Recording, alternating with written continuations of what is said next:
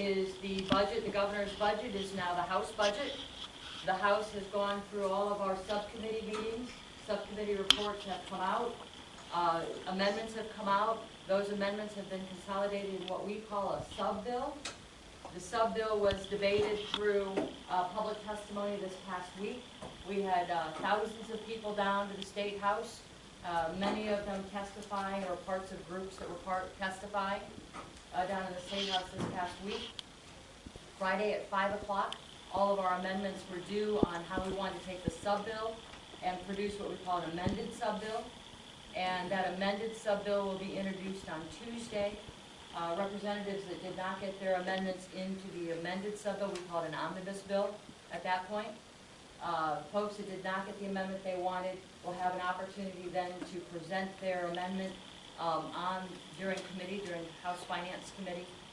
Some of them will be taken, most of them will be tabled, and then from there, the bill will be conformed, so it's now all back into one bill, and it will be called the amended sub-bill. And that will come to the House floor, so it will pass on Tuesday out of committee. It will then sit for 2 days, giving us an opportunity to read it. We do read bills down in Columbus.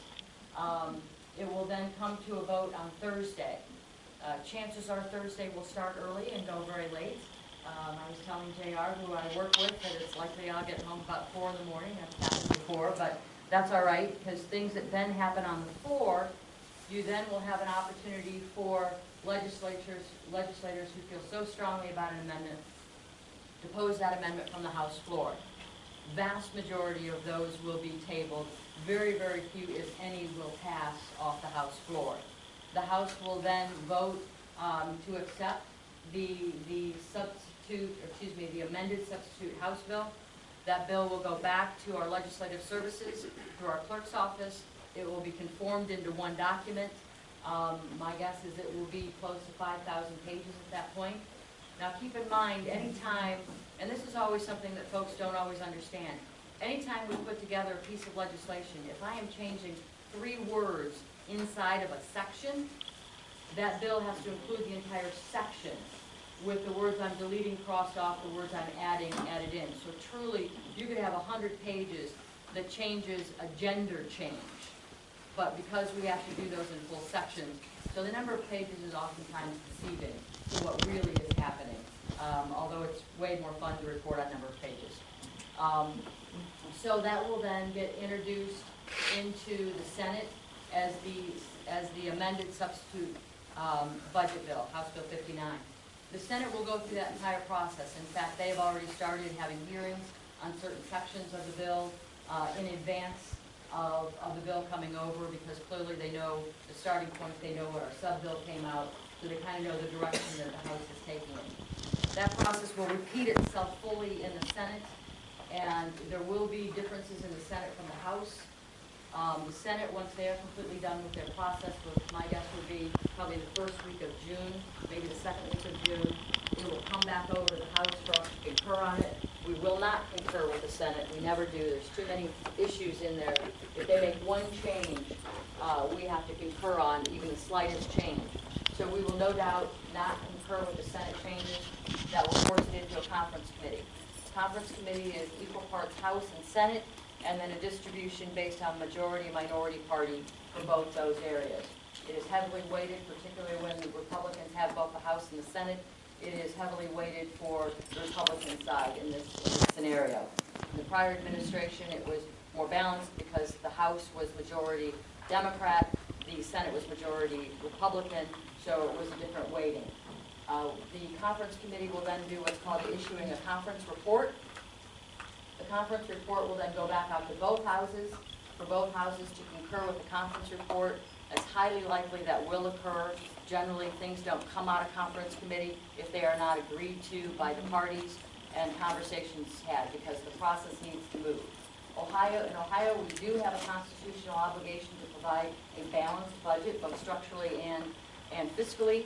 It needs to be balanced, and we are required to do it by June 30, although I will tell you that there are times we stop the clock at 11:59 because we need to quite get just that little bit more.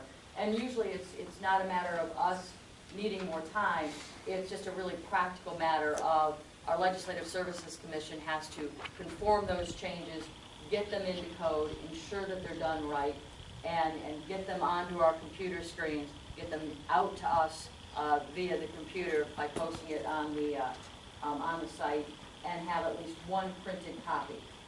So that just by itself creates a process that just takes time to create. So there are times when we're not done until 1 or 2 in the morning.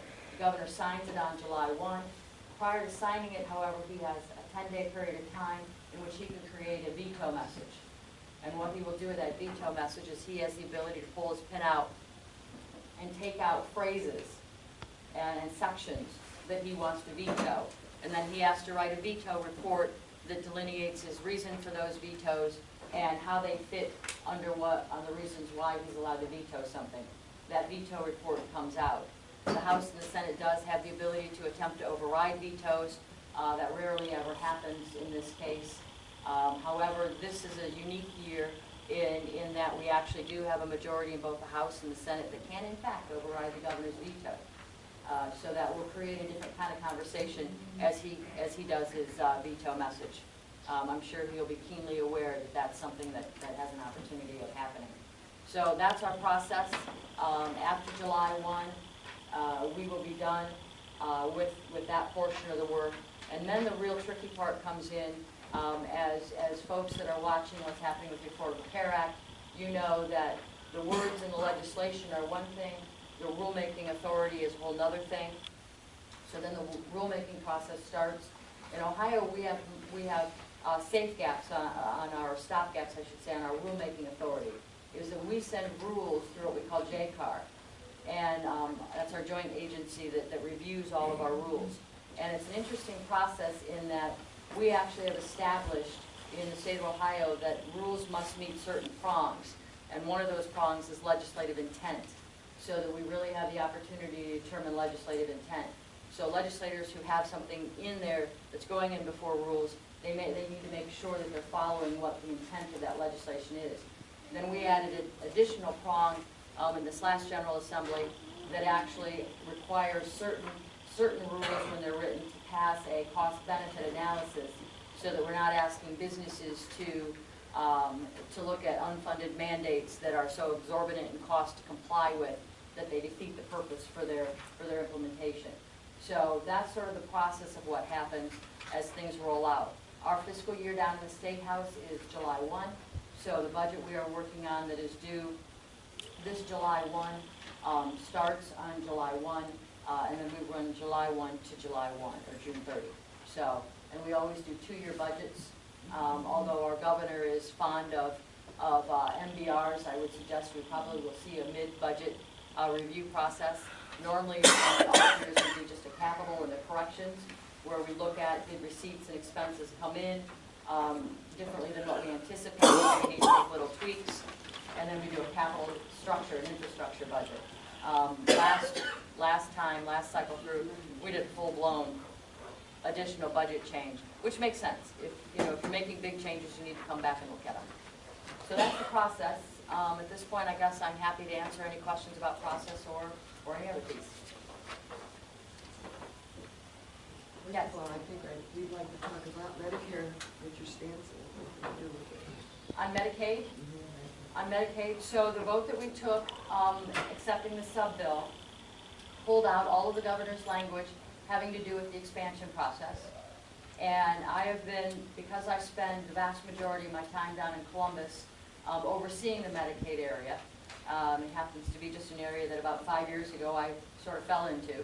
And it pulled out the entire thing. Up to that point, we were looking at 4 different distinct options. The first option was obviously the do-nothing option and backfill in benefits where we needed to suggest the priorities that we wanted to deal with. Option number 2 was the governor's idea of expansion, which even at this point, he wouldn't do it the way he put it in there because we now have more information and we know an awful lot more now than we did when he was required to craft his budget. Option number 3 was to do what's called a 1115 waiver, which is a research and demonstration waiver that we use currently in the state of Ohio, there are two different kinds of waivers, 1115 waivers and 1915 waivers. And both of those waivers allow us to craft within the Medicaid process something that is very tailor-made specifically to Ohio. An example of that is we have very few fee-for-service Medicaid patients, or excuse me, beneficiaries at this point. Virtually everyone who has Medicaid is enrolled with a private Medicaid managed care partner. And we pay a monthly stipend to that private carrier, and they manage the benefits within, and then we can add extra rules on how they have to deal with certain issues. And that we do through a waiver process. So that was what I was looking at for option number 3, is using an 1115 waiver that would allow us to do the expansion, move everyone into Medicaid for the first year, graduate them out of Medicaid and into the exchange if they're not in a cost or case management program. And the case management program could be either by medical necessity they're in a case managed program, they have high acuity levels, a lot of medical issues going on. We were looking to craft a substance abuse lock-in, which means folks that Ohioans that may have drug abuse issues, substance abuse issues, would be required to have a medical home of one provider, one pharmacy, to try to help them get over their substance abuse issues. Behavioral health, mental health homes, which is another 1915 waiver that we created in the last budget cycle, require folks that have behavioral health, mental health issues get into a mental health medical home, so that you're not looking just at the behavioral issue or the mental health issue or the substance abuse issue, but you're actually looking at the entire health of a person. Those folks would not be able to graduate over to the exchange. They would stay in Medicaid, which is the most cost-efficient, best way to get them coverage. If they were over 100% of the poverty level, but under 138, they would then move into the exchange, which would then add personal responsibilities, co-pays, potentially contributions depending on what plan, and where their earnings are, much exactly like our private health insurance carriers are also. So that's kind of, in a real short 25-cent tour, kind of what option number 3 was. Option number 4 that I was working on, we've just recently seen it introduced down in Florida, and that is looking at the ability to say that we are going to designate X number of dollars, and with those dollars we are essentially going to give a credit to folks that are between, in Florida's case, it was 100 to 138% of poverty, and we would give them a $2,000 credit, and then they would be required to monthly put in $25 in essentially an HSA plan. And so with that $2,000, they would be able to purchase their own individual health insurance plan, whether it be on the exchange or off the exchange, on the idea that you could purchase sort of a, I don't want to say mini-med because it would be better than a mini-med, but a small plan. Example, in the state of Ohio, my son could purchase one of these plans for about $50 a month. It would have a $10,000 deductible to it, but it would have some wellness benefits and some prescription drug care benefits once he got through the deductible. And that would qualify for what Florida wants to do, and then he could use his $25 monthly requirement to actually pay for benefits until he reached that $10,000 deductible. And so Florida is doing that on a first-come, first-served basis. If we looked at every one of our uninsured that fall in between there, and we said half of them will do it, it would cost Ohio roughly $500 million to do what Florida is suggesting, and that would be state general revenue dollars, no federal dollars in that. And then we would put some additional dollars towards hotspots, like mental nervous, substance abuse. Currently right now, and to give you an example of what that means, the substitute budget has $1 million of very specific to substance abuse and mental health in it, additional dollars. And Dr. Terry Johnson, who's the state representative out of Scioto County down in southern Ohio, spoke to the fact that, you know, with Medicaid expansion and the way we were looking at it through the waiver program, he would be able to help 5,000 folks. Southeast Ohio has a huge opiate issue, massive heroin issue down there. He would be able to serve over 5,000 people through Medicaid expansion, through his allocation of this $100 million, he will be able to serve 50 in his district. So that kind of gives you the scope on the balance between the two paths. But so we do additional benefits in substance abuse and behavioral health and mental health. We'll take $26 million and put that back into our correctional budget to offset the dollars we took out of there because we felt like we didn't need them if we did the expansion. All in all, we backfilled in roughly $400 million in order to account for in the substitute bill the not expanding Medicaid thought process. I felt two things. Number one, I believe that we need to look at Medicaid expansion. I think that when you spend time really looking at the dollars and how we are funding folks that don't have coverage that are at that level right now, particularly 0 to 100% of poverty, I think when you look at how we are managing their crisis, I think we are spending an awful lot of time and money managing a process with no intent to succeed anywhere in that process. So that was my primary reason for voting against the sub-bill. My secondary reason is we're doing exactly that. We're spending, all in all, if you look at every piece and part and you add up every dollar we're backfilling in, you're getting between 400 million and 500 million of state revenue dollars to backfilling in to not accomplish any measurable goal. And that to me just seems like a fiscally unsound way of managing taxpayer dollars when there is a much more fiscally prudent way of managing it in a way that we can measure, we can demonstrate, and we can determine whether or not we are reaching the markers that we intend to meet. Because that 3-year demonstration model waivers are generally maxed out at a 5-year period of time. 5-year period of time, they terminate. It's not like they just go on and we can just ignore them. They outright terminate. With the waiver that I was researching, it would terminate in 3 years, which would coincide obviously with the change from 100% down.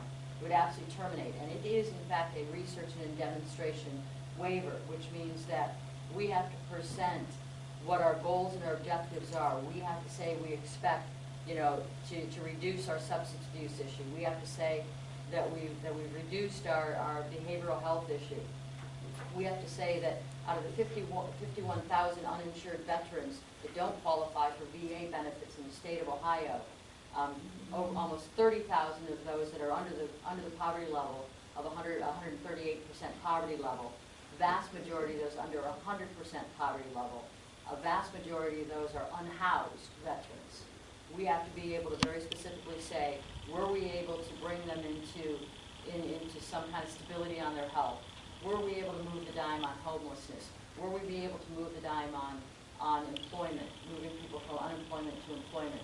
Were we be able to do those things? And if we don't satisfy those, the demonstration model completely goes away because we failed to demonstrate what we intended to demonstrate through the waiver program. If we are successful and we meet those markers, then we have to come back to the legislature and make the case that we were successful and it was dollars well spent and it makes logical sense.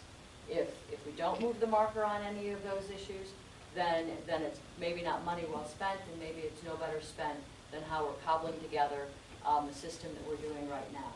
I believe that if I'm going to spend your money and my money, that I need to do it in a way that's measurable, that is designed soundly, that actually has the ability to reach an end goal and has the ability to be held accountable for reaching that end goal. I believe strongly in that. And to take that component completely out of the House budget and eliminate it, knowing full well that the Senate has already indicated that they are going to treat Medicaid the same as the House treats it, and that if it's out in the House, it's out in the Senate. For me to take that completely off the table and have a complete inability to continue to talk about primarily options 3 and 4 seemed inappropriate. And I couldn't reconcile doing that, and that's why I voted against it. I voted against removing Medicaid. Yes? I'm a member of your, I'm in Sylvania Township. My husband and I live in Sylvania Township. And I looked into some interesting statistics. We know that in November of 2011 there were 2 hot statewide issues. One was the limiting collective bargaining issue, and one was the, for lack of a better way to put this concisely, exempt Ohioans from the mandates of Obamacare. Although issue 2 got all of the nationwide publicity, and really got millions of dollars. And many of us worked on issue 3. It was a grassroots effort, and it won by a larger percentage than the other issue lost by, which is amazing when you consider the differences. And I looked up, and every county in the state of Ohio voted in favor of issue 3, whereas that wasn't the case in terms of counties voting against issue 2. So as one of your constituents, it would seem to me where 40 counties voted 70+%, I mean, it was, talk about a mandate. And I think you have a lot more, with all due respect, you have a lot more faith in government than I do. Because when you talk in terms of we're going to transition this and graduate that, I mean, we're still paying taxes in Lucas County that, you know, we had since the 1800s that were going to be temporary taxes. So I have no faith in that. So I just speaking, I'm very, very disappointed in the way that you voted. And to tell you the truth, not only would I not vote for you again in a primary, if you would become the final candidate, I would not vote in that particular, I'm not going to vote for an opponent, a Democrat, to tell you the truth. But I'll never vote for you again because of this. And I just want you to know that when you've referred on many occasions to I believe this, and I know that that is an area that you are knowledgeable of, but I believe you were the only Republican who voted against it. To me, with this mandate, these statistics I just mentioned, if I were you, I would be representing the people, and my opinions would be secondary to what the people have already said. And all of these other issues, which you are much more knowledgeable of than I am, again, I don't have faith in the government to pull back on anything. And once we go down the aisle of that, there's nothing that's going to turn it back. So thank you for listening. Maybe just to point out a couple comments, make a couple comments on it. You know, prior to the Healthcare Freedom Amendment Act actually getting to the ballot, it came through the House and through the Senate. And for those of you who might know that I was the prime sponsor on it in the House. Right.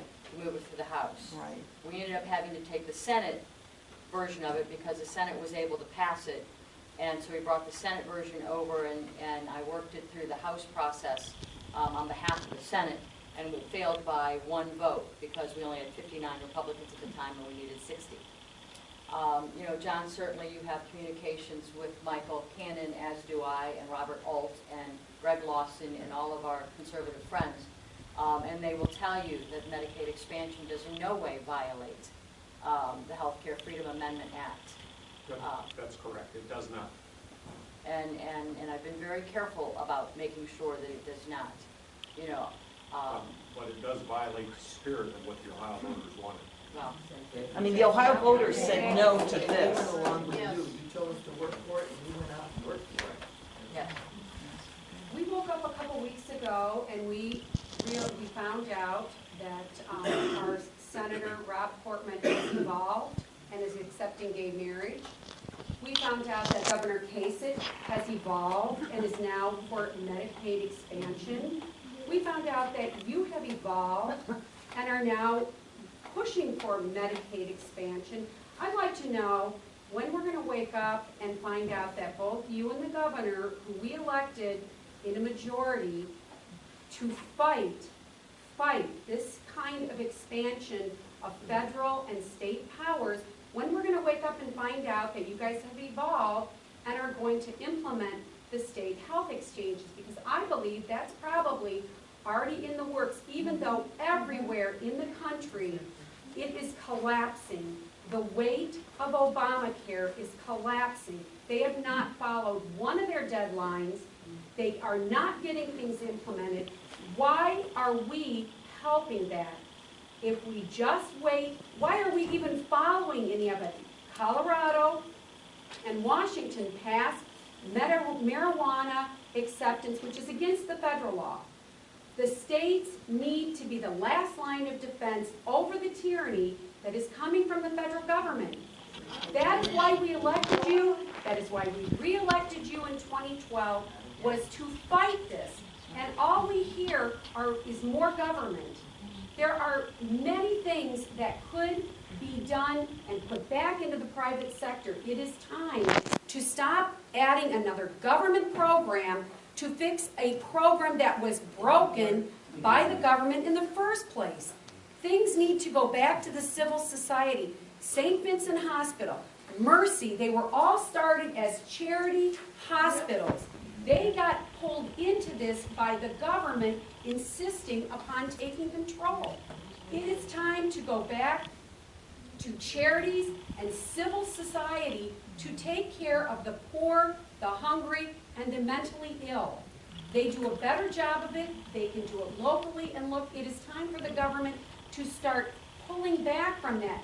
That is the solution to our problems, not more and more government. This state is not in the shape that it's supposed to be because the federal and the state government is imposing too much and actually stepping on our throats so that we cannot do what needs to be done. You guys down there get in office and all of a sudden your minds become the government, the government, the government. It is time to start saying, what can we in the government send back and put in the local or get out of the way? Start sending things back. Well, through the if you expand Medicaid with the 1115 waiver, we are eliminating probably 8 different siloed benefits that we currently fund in the state of Ohio, and we are essentially downsizing the government in those areas, particularly in the Department of Health area. Additionally, we are reducing the state revenue dollars going into Department of Corrections by moving folks that could be used or handled through Medicaid through our private health care carriers. We don't, in the state of Ohio, house people who adjudicate, manage, control our Medicaid. Every one of our Medicaid dollars go through, we have a very slim still amount of fee-for-service, but they are transitioning in a very logical process over to 100% using our private businesses to manage that process. We will be reducing government. We will be reducing through our just off the top of my head, name a couple, our breast and cervical cancer program, which we don't need anymore. We will be reducing our need to access some of our care through our criminal justice systems because we won't need that anymore. So we are actually consolidating and reducing government by doing this. But you're expanding government by taking the federal dollars. You're taking from one area and reducing it, but then you're taking it from the federal government who has no money and putting it in to backfill your budget. That is our money. It is our money, but they don't have it. We're borrowing 40 cents out of every dollar from China. Let me put it in perhaps a different perspective. My father, my late father, used to say when I was a teenager, and I would say to him, well, I'm not going to do that. I know you're telling me I have to do that, but I'm not going to. And my father used to very quaintly say, what I feeds, I bosses. Okay? In other words, I'm paying your bills. You're going to do what I tell you to do. My concern with the state of Ohio taking federal money is what they feeds, they bosses. Okay? And what's going to happen is that it will see over time. First of all, there's no guarantee that that money will continue, so that if they start cutting budgets in Ohio, you're in the federal level, that may filter down, and here you have all these people you now have on Medicaid that what are you going to do, kick them off? You probably can't do that either. But my concern goes back to that chart up there. Once you say, well, we're not doing Obamacare, we're just doing this little part of Obamacare. Well, it's like getting your foot in the door with the federal government. And once you get your foot in the door with the federal government, they're gonna come